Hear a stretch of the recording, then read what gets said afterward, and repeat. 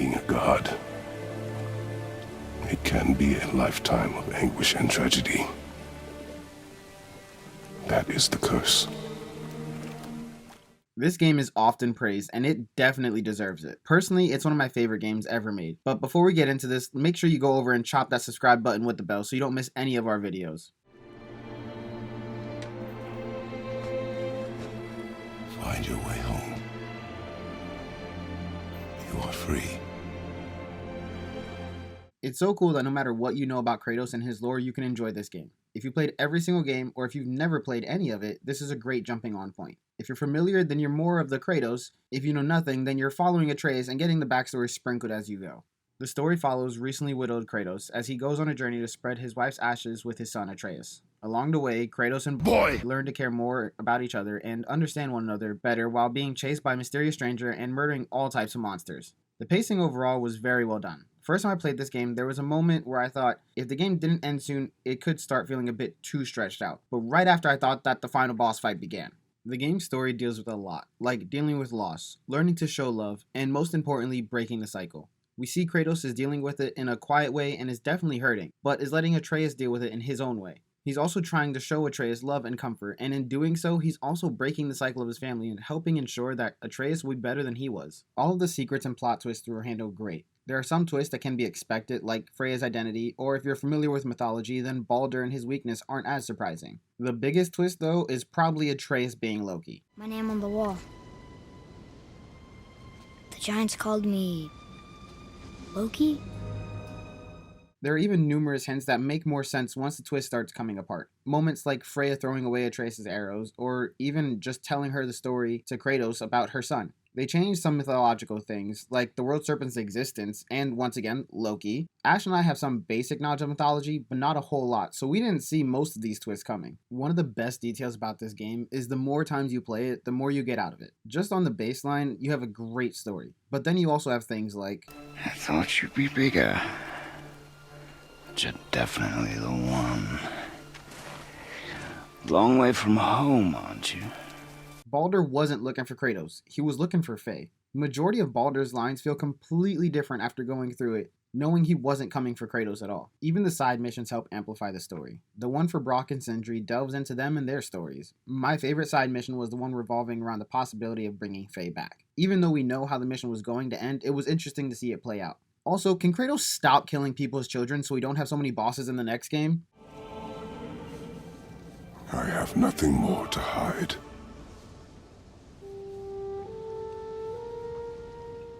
The music is phenomenal and enhances everything. Our favorite moments are when in some battle sequence you can hear deep and ominous voices singing during the battle.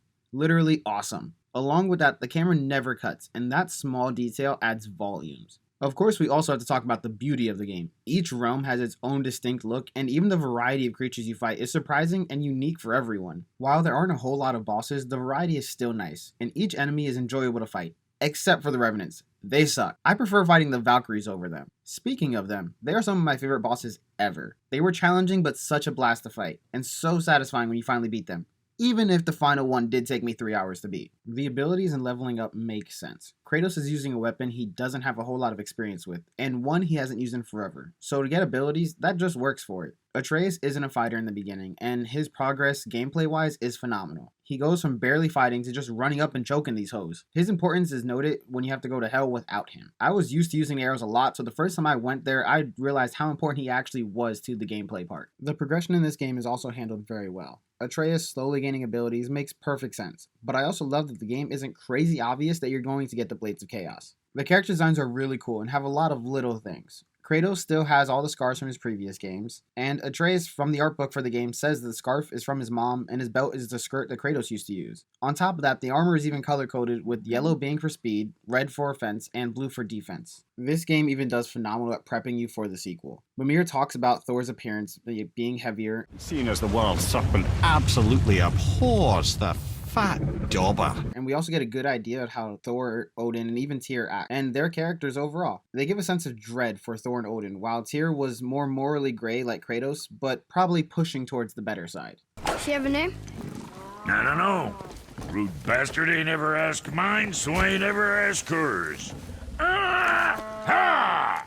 Brock and Sindri are freaking hilarious with their dynamics separately and together. Brock is blunt and vulgar, while Sindri is the simple and odd one. I love how Kratos just loves to bother Sindri with his OCD and germs. Yeah, but can you put it down over there? That handle is No.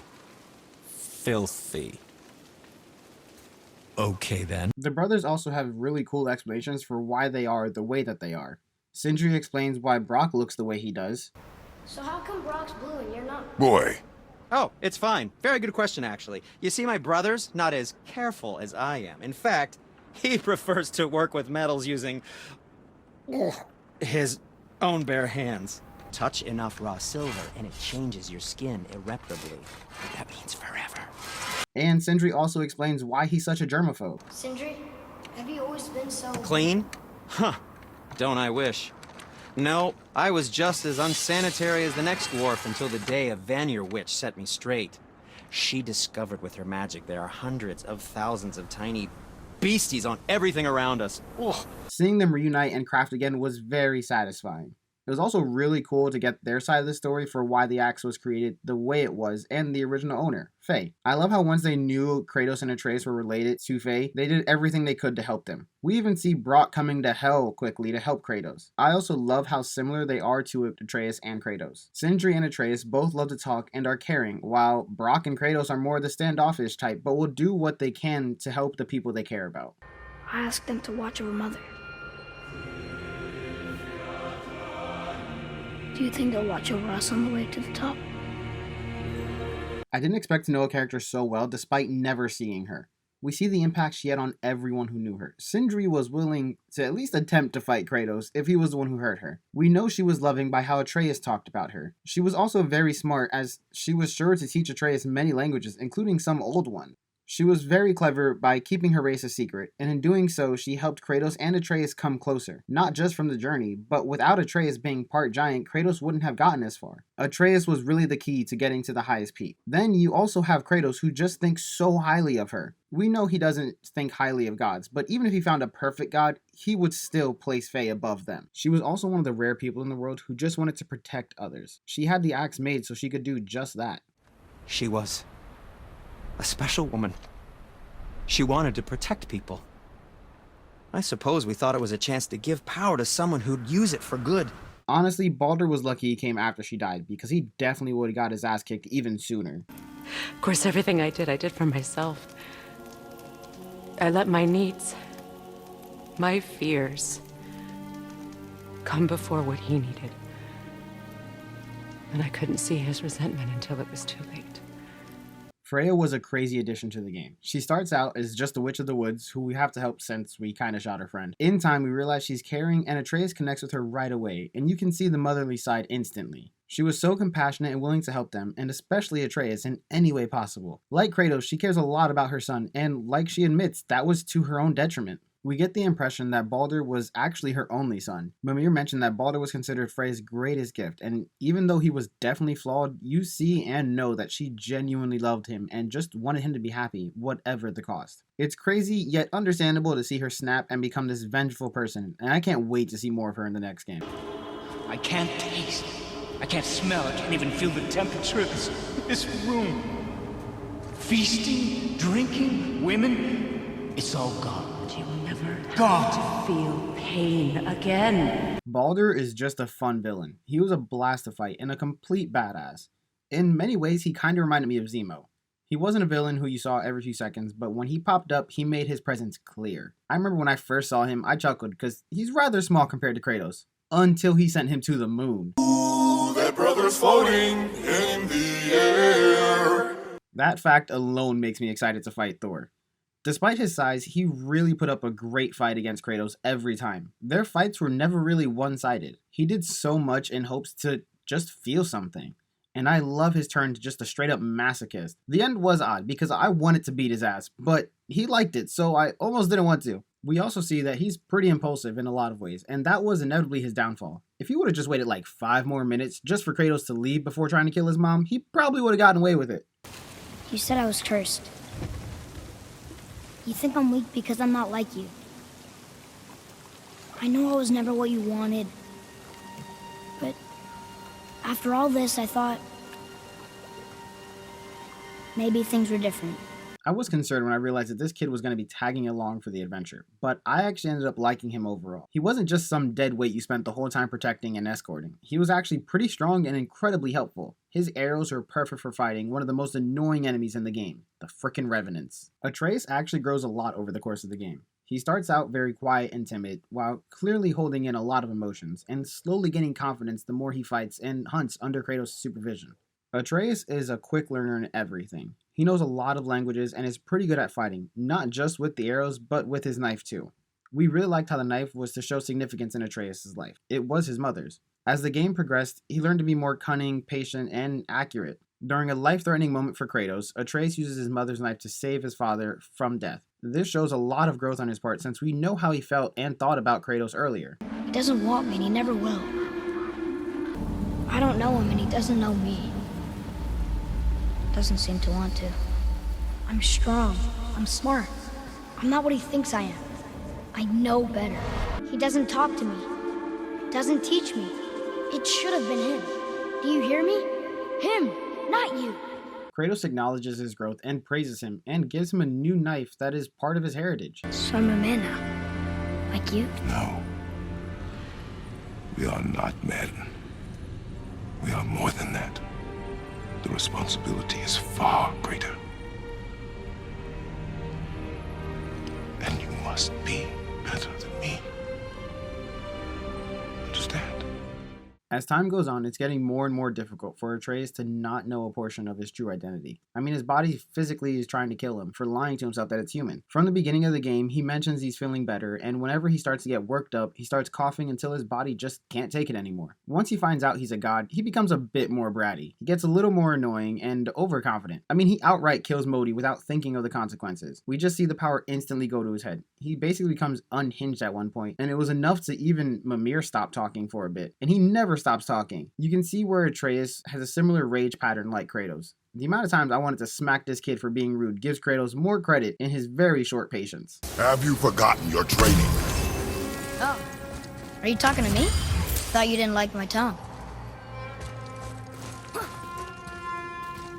Atreus is reminded in small ways, and he does grow to see Kratos' love for him is truly present. Through small actions and taking the journey, he sees that he actually does mean a lot to his father. I mean, the amount of times this man just jumps to save him in crazy moments is unbelievable. Now, Atreus even has moments of being badass too, like when he and Kratos jump Baldur. This child has no chill and just goes crazy on him. Fight back! Fight back! Fight back! We see his final growth where he's granted the privilege of carrying his mother's ashes the last few feet to the top of the mountain. So you value your privacy more than your son, eh? I'm going to cut off your head now.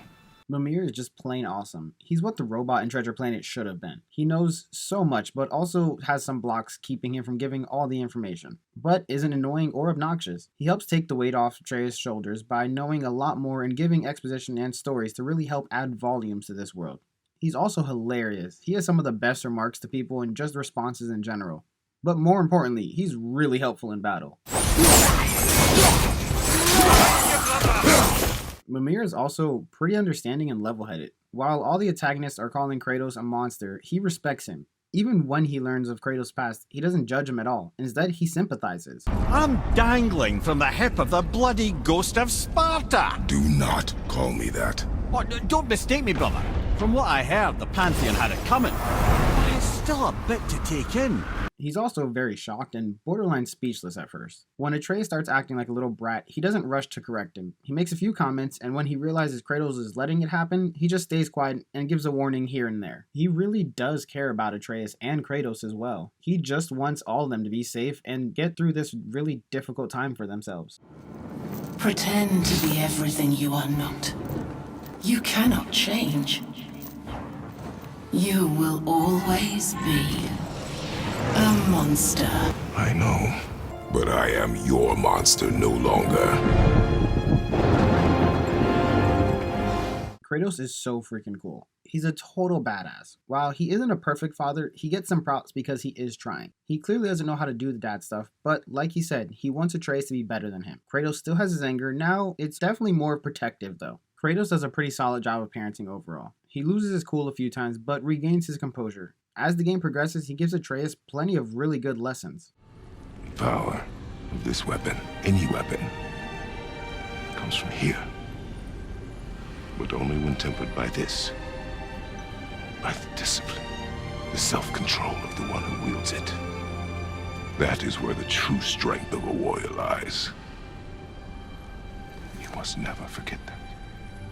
He also gives Atreus plenty of time to learn for himself as well. Like when he starts acting like a brat, Kratos doesn't correct him right away.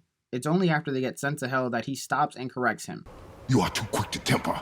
You are rash, insubordinate, and out of control. This will not stand.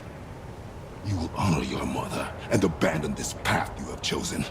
He also helps Atreus accept that they will do what they have to in order to survive the journey. While Kratos was known for his anger, and while that is badass, I really like how this game shows his loving and caring side.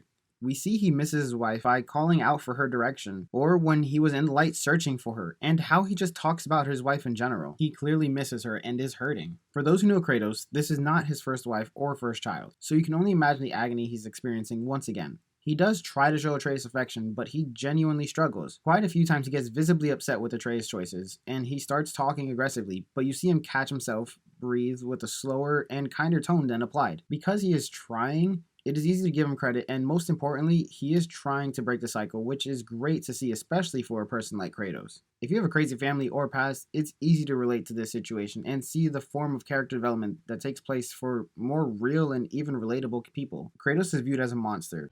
You were just an animal. Passing on your cruelty and rage, you will never change. We see this expressed more than once throughout the game, of him hesitant to talk about his past or shutting down the conversation, running quickly away from the voice of his father, or even smashing the vase of his god depiction. He still struggles with his self-identity, but he knows he's evolving and breaking the cycle through Atreus. That's what keeps him going. Atreus. He does still have his rage and monster moments, but now they're for protection, not just bloodthirsty rage. Every time the game makes you use the Spartan rage, it's to protect Atreus. He might have moments where he loses control, but he chooses where he directs that energy now. He is way more of a protector in this game. He's constantly trying to protect Atreus, and even willing to fight Baldur alone on numerous occasions. But he also protects Freya at the end, and refuses to let Baldur hurt her. Kratos very slowly gets this almost loving nature towards Atreus. He does not do any kind of physical contact like a hug of some form during the game. We see throughout the game he's hesitating on touching his shoulder, and as the game draws to the end, we see this affection has grown, and he actually does it. Son.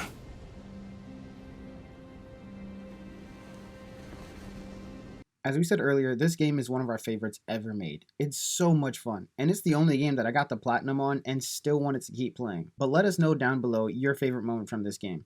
How hyped are you for the sequel? Let's talk about everything God of War down below, and until next time, stay nerdy and keep binging.